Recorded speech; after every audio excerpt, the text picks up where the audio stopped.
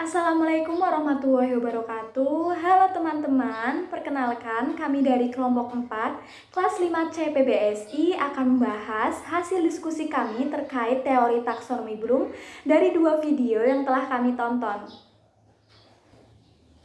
Yang pertama, kita akan membahas mengenai apa itu taksonomi Bloom. Taksonomi Bloom merupakan prinsip dasar mengenai tujuan pendidikan yang dapat dibagi menjadi 3 ranah atau 3 domain, yaitu yang pertama, ranah kognitif, yang kedua, ranah afektif, yang ketiga, ranah motorik. Selanjutnya, mengapa taksonomi Bloom itu sangat penting untuk dipelajari?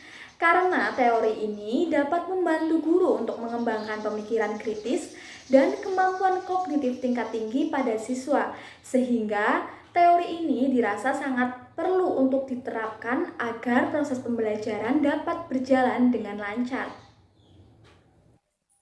Halo, perkenalkan nama saya Nur Aini Rosalita Aviani Endarto, NPM 1910301032. Di sini saya akan menjelaskan tentang tingkatan taksonomi Bloom. Ada 6 tingkatan. Yang pertama adalah mengingat. Jadi di proses yang pertama mengingat ini, peserta didik dituntut untuk dapat mengingat kembali tentang konsep, gagasan, ide. Kemudian yang kedua adalah memahami. Peserta didik harus memahami isi bacaan. Nah, kegiatan yang dapat dilakukan adalah mencari hubungan sebab akibat dan mencari persamaan serta perbedaannya. Setelah mengingat, kemudian para peserta didik itu harus memahami, otomatis mereka bisa menjelaskan tentang hubungan sebab akibat. Kemudian yang ketiga adalah menerapkan. Nah, menerapkan di sini menerapkan pemahaman yang sudah ada. Jadi bisa untuk memberikan contoh ide gagasan konsep setelah apa yang telah ia baca. Kemudian yang keempat adalah menganalisis. Nah, peserta didik ini dituntut untuk dapat bersifat kritis, kemudian dapat mengulik informasi.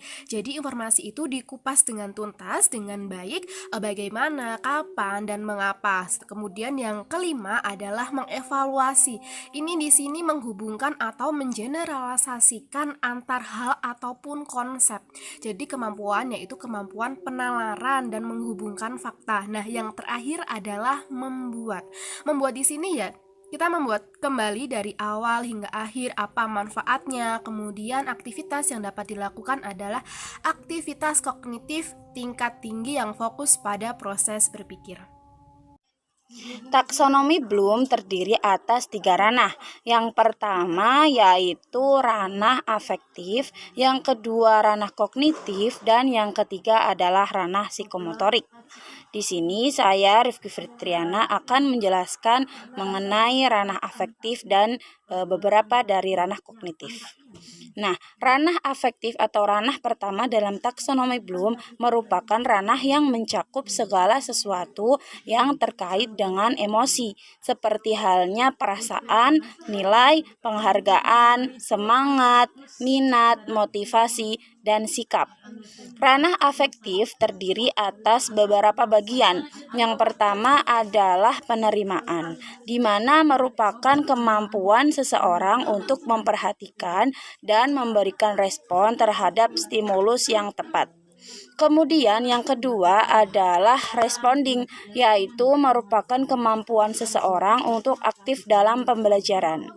Kemudian yang selanjutnya atau yang ketiga adalah nilai, yaitu merupakan kemampuan seseorang untuk menunjukkan nilai yang dianut untuk membedakan mana yang baik dan mana yang kurang baik terhadap suatu keadaan atau objek yang dicerminkan dengan perilaku. Kemudian yang selanjutnya adalah organisasi, yaitu merupakan kemampuan seseorang untuk membentuk sistem nilai dan budaya organisasi dengan mengharmonisasikan perbedaan nilai. Kemudian yang selanjutnya adalah karakteristik, yaitu merupakan kemampuan seseorang untuk mengendalikan perilaku berdasarkan nilai yang dianut atau dimiliki untuk memperbaiki hubungan intrapersonal, interpersonal, dan hubungan sosial. Nah, kemudian ranah taksonomi Bloom yang kedua atau ranah kognitif terdiri atas beberapa bagian. Yang pertama adalah knowledge atau kemampuan seseorang untuk mengingat kembali materi yang sudah dipelajari. Kemudian yang selanjutnya atau yang kedua adalah comprehension atau komprehensi, di mana merupakan kemampuan seseorang dalam memahami suatu materi tertentu. Kemudian yang selanjutnya adalah application atau aplikasi, yang mana merupakan kemampuan seseorang untuk mengaplikasikan informasi ke dalam situasi yang nyata. Baik teman-teman, di sini saya akan melanjutkan presentasi dari teman saya. Sebelumnya perkenalkan, nama saya Amaliatus Solihah. Nah, di sini saya akan menjelaskan mengenai analisis bagian kognitif.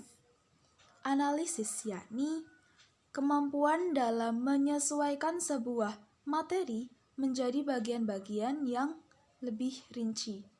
Kemudian sintesis. Sintesis yakni kemampuan mengintegrasikan bagian-bagian yang terpisah menjadi suatu kesatuan yang terpadu. Kemudian evaluation. Evaluation yakni kemampuan menilai manfaat suatu hal untuk tujuan tertentu berdasarkan kriteria yang jelas. Lalu psikomotorik. Yang pertama yakni imitasi. Imitasi yakni terjadi ketika siswa mengamati suatu gerakan dan menirukannya. Gerakan tersebut biasanya bersifat global dan tidak sempurna. Lalu, manipulasi. Manipulasi pada tingkat ini, siswa menampilkan sesuatu menurut petunjuk-petunjuk yang sudah ada, tapi tidak hanya tingkah laku saja. Kemudian, presisi. Presisi yakni respon-respon lebih terkoneksi dan kesalahan-kesalahan diminimalisir. Lalu, artikulasi. Artikulasi yakni menekankan koordinasi suatu rangkaian gerakan.